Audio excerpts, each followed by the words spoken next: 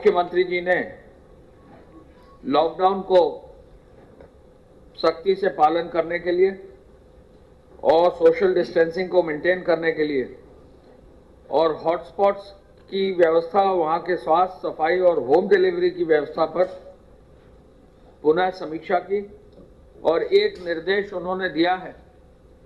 कल उन्होंने स्वयं कानपुर के वरिष्ठ अधिकारियों को फोन करके कहा और ये पूरे प्रदेश के लिए उन्होंने बार बार इस बात को बल दिया है कि हॉटस्पॉट क्षेत्र में प्रत्येक घर को सैनिटाइज किया जाए। इस बात पर आज उन्होंने पुनः बल दिया है। उन्होंने ये भी कहा है कि आपको संज्ञान में है कि प्रयागराज से कल उन्होंने एक अच्छी, बहुत ही छात्रों के हित की जो है निर्देश माननीय मुख्यमंत्री जी ने स्वयं दिया और प्रयागराज से छात्र जो वहां परीक्षाओं की अन्य तैयारियां कर रहे थे, अब वो जाना उनका अन्य जनपदों में शुरू हो गया है। ये जो प्रयागराज से बसें चल रही हैं, लगभग 300 बसें चलनी हैं और अब तक जो है संभवतः 50 से अधिक बसें जो है वहां से निकल चुकी हैं और ये निरंतर सिलसिला आज और कल जारी रहेगा। माननीय मुख्यमंत्री जी ने कहा है कि जो छात्र जाएंगे उनका स्वास्थ्य परीक्षण होगा, ये बहुत जरूरी है और जहां भी मूवमेंट होता है स्वास्थ्य परीक्षण के आधार पर ही किसी को चलाया जाए और जहां रिसीव हो वहां भी पुनः जो है स्वास्थ्य परीक्षण हो, इस पर उन्होंने बल दिया है। मैं ये भी बताना चाहूंगा कि आज कोटा से जो छात्र लौटे हैं उनके साथ माननीय मुख्यमंत्री जी वीडियो कॉन्फ्रेंस से आज 4:30 बजे वार्ता करेंगे। ये एनआई पर दिखाई देगा 4:30 बजे और 100 छात्र अभी तक जुड़ चुके हैं उनसे। हमारा टारगेट है कम से कम 500 छात्र जो 11,500 छात्र लौटे हैं उनसे जोड़ने का।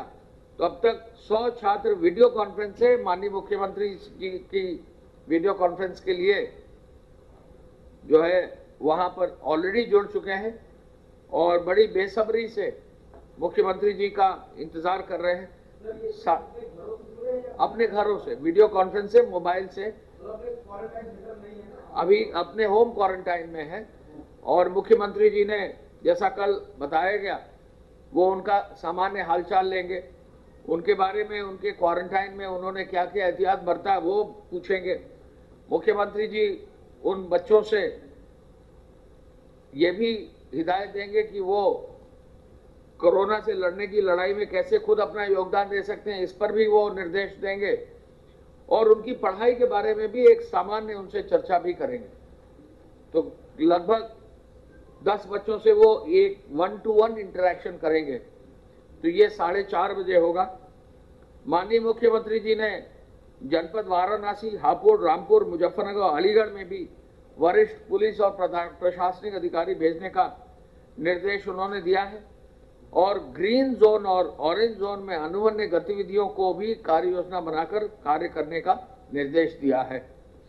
माननीय मुख्यमंत्री जी ने महिला स्वयं सहायता समूहों को व्यापक रूप से मजबूत करते हुए मास्क आदि के निर्माण का भी उनको कार्य दिया जाए, ये निर्देश उन्होंने दिया है।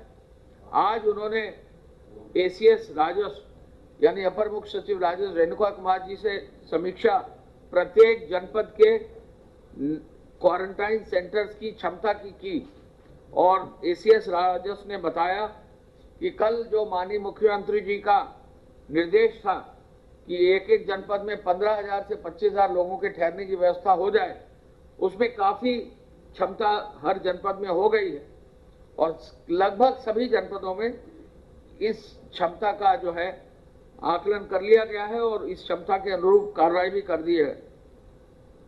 शेल्टर होम में यह अनिवार्य रूप से आदेश है कि जो भी बाहर से व्यक्ति आएंगे उनको 14 दिन के मेडिकल क्वारंटाइन में रखेंगे। आपको मालूम है कि हरियाणा राज्य के सभी लोग कल आ गए, देर रात तक आए हैं, उनको सबको क्वारंटाइन में रख दिया गया है। इसी प्रकार चरणबद्ध रूप से जिन जिन प्रदेशों से सूची बनकर जहां मेडिकल का जो है टेस्ट हो जाएगा, उनको एक एक प्रदेशों को एक नियमित व्यवस्था के आधार पर वहां के जिला प्रशासन और पुलिस का सहयोग लेके प्रदेश सरकार की अनुमति से माननीय मुख्यमंत्री जी ने हमारे प्रदेश में लाने की व्यवस्था का निर्देश दिया है। उसमें सभी प्रदेशों से अब चर्चा शुरू हो गई है और उस पर कार्रवाई करनी होगी। माननीय मुख्यमंत्री जी ने यह भी निर्देशित किया है कि उन प्रदेशों में इस बात का प्रचार हो जाए कि वहां जो भी लोग हैं जो वापस आना चाहते हैं, वहां के जिला प्रशासन के क्वारंटाइन सेंटर में जरूर रिपोर्ट करें, जिससे उनका मेडिकल परीक्षण हो जाए और क्वारंटाइन सेंटर से उनको लाने की व्यवस्था विधिवत हो जाए। माननीय मुख्यमंत्री जी ने L1, L2 और L3 अस्पतालों के और शेल्टर होम्स और क्वारंटाइन सेंटर्स के निरीक्षण का भी निर्देश पुनः दिया है।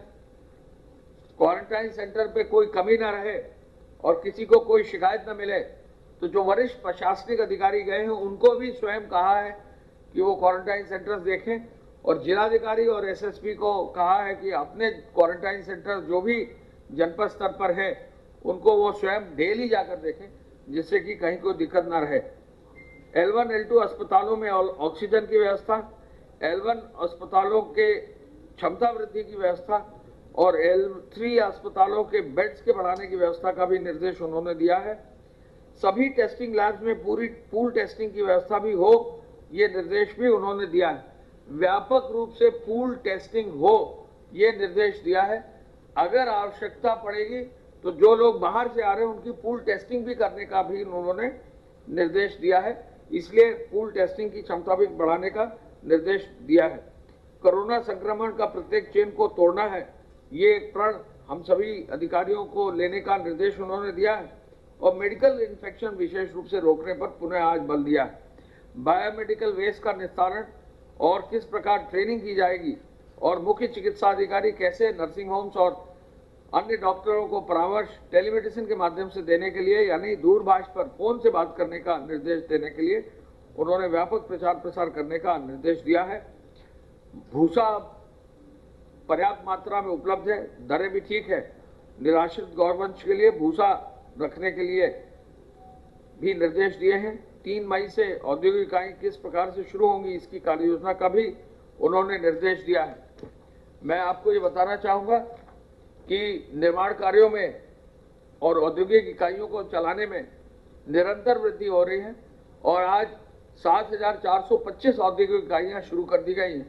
लगभग 1,30,35,00,000 लोग, 1,33,000 लोग श्रमिक जो है इन औद्योगिक इकाइयों में ऑलरेडी काम कर रहे हैं। 1,33,000 जो सतत इकाइयाँ हैं वो 269 अब हो गई हैं। चीनी मिल अब 38 चीनी मिल अपना गन्ना पेराई का काम कंप्लीट करके उनको बंद किया गया है। वो 119 में से 38 चीनी मिलों में काम पूरा हो गया। अब 81 मिल ही केवल क्रियाशील है और दिनों दिन में जो है ये क्षमता का जो है विस्तार होता जा रहा है और सभी चीनी मिल अपना गन्ना पेर ले रहे हैं। आज तक 16,689 करोड़ रुपए का जो है गन्ने का भुगतान हो गया है। ईंट भट्टों पर काम चल रहा है। एक निर्देश मुख्यमंत्री जी ने दिया है कि यदि कहीं भी ईंट लेकर कोई जा रहा है तो उसको न रोका जाए, न पुलिस न प्रशासन रोके। ईंट का ले जाने का, लाने ले जाने का कार्य, छड़ का, निर्माण सामग्री का, गिट्टी का, तो मेरा ये अपील है, बालू सभी चीज लाने ले जाने के लिए कोई रोक नहीं। तो ये निर्देश आज जारी गृह विभाग की ओर से कर रहे हैं। तो कंस्ट्रक्शन के कार्य जो है ग्रामीण क्षेत्र में जहाँ अलाउड है, हाँ वो हाँ तो वो भी निर्देश दिया गया है कि कहीं रोका न जाए। तो ये निर्देश आज लिखकर भी जा रहे हैं और उस कार्य को भी आज सुनिश्चित किया जाएगा जिससे कल तक इस तरह की शिकायतें हैं इनको दूर किया जा सके। इसके अलावा जो निर्माण कार्य है, निरंतर एक्सप्रेसवेज के कार्य चल रहे हैं और अब एक्सप्रेसवेज के तीनों एक्सप्रेसवेज मिलाकर लगभग 11,000 से अधिक श्रमिक हमारे कार्य पर आ गए हैं। लोक निर्माण विभाग के अब 13,442 करोड़ के कार्य निर्माणाधीन हो गए हैं, जिनमें 225 कार्य अब हो रहे हैं, यानी 13,442 करोड़। और अब करीब 5,000 श्रमिक जो है लोक निर्माण विभाग में ही कार्य कर रहे हैं। सिंचाई विभाग के भी कार्य बढ़ गए हैं, 82 कार्य जो है अब शुरू हो गए हैं। लघु सिंचाई के भी 112 डैम और 136 तालाब के कार्य और 44 पाइप वाटर स्कीम्स के कार्य शुरू हो गए हैं। ग्रामीण पेयजल के भी 78 कार्य शुरू हो गए हैं और साथ साथ आवास विभाग में भी 95 योजनाएं, लगभग 2744 लोग वहां काम कर रहे हैं। और एक चीज और आपको बता दें, जो पटरी दुकानदार और वेंडर्स हैं उनके माध्यम से आपूर्ति चेन बनाने के लिए 1,01,118 लोगों को जोड़ दिया गया है। ग्राम पंचायतों में निरंतर सुधार हो रहा है, वहां पर भी लगभग 25,000 ग्राम पंचायतों में अब काम चल रहा है। कोविड के अंतर्गत जैसा हमने आपको बताया, क्वारंटाइन सेंटर्स की तैयारी बहुत मजबूती से की जा रही। हम आपको ये भी बताना चाहेंगे कि एक बिंदु पर बहुत स्पष्ट है कि Uttar Pradesh medical supplies corporation ने कुछ मेडिकल कॉलेजेस को और संस्थानों को कतिपय पीपीई किट जो है भेजे थे, जिनको बाद में वापस ले लिया गया था। ये पीपीई किट के गुणवत्ता के संदर्भ में, ये करीब 3,500 पीपीई किट थे, इनके संदर्भ में बहुत स्पष्ट किया जाता है कि ये पीपीई किट जब लिए गए थे तो ये सार्स के लिए S1N1 के पुराने मानक जो थे, सार्स के लिए उन्हीं के लिए खरीदे गए थे लगभग 115 रुपए में। आज की तारीख में जो पीपीई किट नए मानक आ गए हैं, उन मानक में 1,086 रुपए में खरीदा जा रहा है। ये पुराने पीपीई किट थे। शुरुआत में जब किट्स उपलब्ध नहीं थे नए मानकों के, उन किट्स के एवज में कुछ अस्पतालों को ये भेजा गया था। इन किट्स को बाद में वापस ले लिया गया जैसे ही नई सप्लाई आनी शुरू हो गई। ऐसे में कोई इसमें गड़बड़ी नहीं है। आकस्मिकता को दृष्टिगत रखते हुए इन किट्स को जो है भेजा गया था। ये सार्स के लिए थे, ये किट के मानक सार्स के अनुसार थे और चूंकि पहले उपलब्ध नहीं थे तो इनका प्रयोग शुरुआत में इसलिए किया गया था कि बिना किसी सुरक्षा के बेहतर है कि कोई न कोई व्यवस्था जो उपलब्ध था वो करा दिया जाए।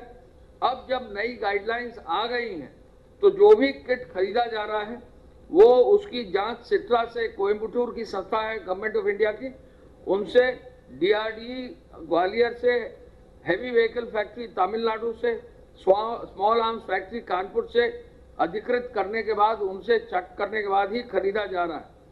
जो भी किट्स उपार्जित हो रहे हैं वो निश्चित रूप से कभी कभी उसकी स्टॉक चेकिंग, सरप्राइज चेकिंग भी हो रही है और ये स्मॉल आर्म्स फैक्ट्री कानपुर के द्वारा की जा रही।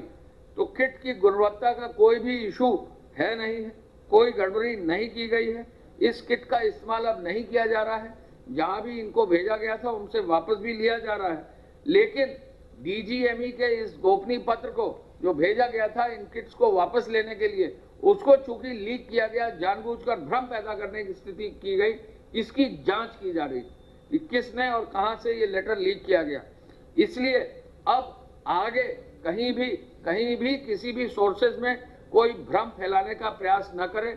और हमारा निवेदन यह है कि इसमें अनावश्यक रूप से भ्रामक प्रचार जो है, जो लोग कर रहे हैं, वो इस कार्य को न करें, क्योंकि बहुत क्लियर है कि सार्स के जो किट्स दिए गए थे शुरुआत में, उनको जब बाद में वापस ले लिया गया और नए ब्रांड के नए मानक के किट्स जो अब ये कोरोना वायरस, नया वायरस आया है, उसके अनुरूप जब बनाए गए हैं, उनको जो अब खरीदा गया है तो उसको वापस ले लिया गया है।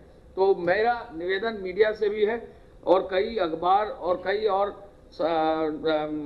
जो सोशल मीडिया के आपके वेबसाइट्स हैं, उनसे निवेदन है कि इसमें कहीं कोई भ्रम नहीं, और जांच जो हो रही है वो केवल इस बात की हो रही है कि जो भ्रम फैलाने की जिसने भी कोशिश की है वो ऐसे कौन लोग हैं, उनकी जांच जो है की जा रही है। अब मैं चाहूंगा, अब प्राइमा फेसाई जांच चल रही है, लेकिन कहीं ना कहीं इस जांच को हम करेंगे, क्योंकि फर्जी और फेक न्यूज जो लोग चलाते हैं उन पर कार्रवाई करना भी जरूरी है। महामारी के प्रकोप से हम लोग चल रहे हैं, तो ऐसे में कोई भी जिम्मेदार व्यक्ति कोई गैर जिम्मेदाराना बयान न करे।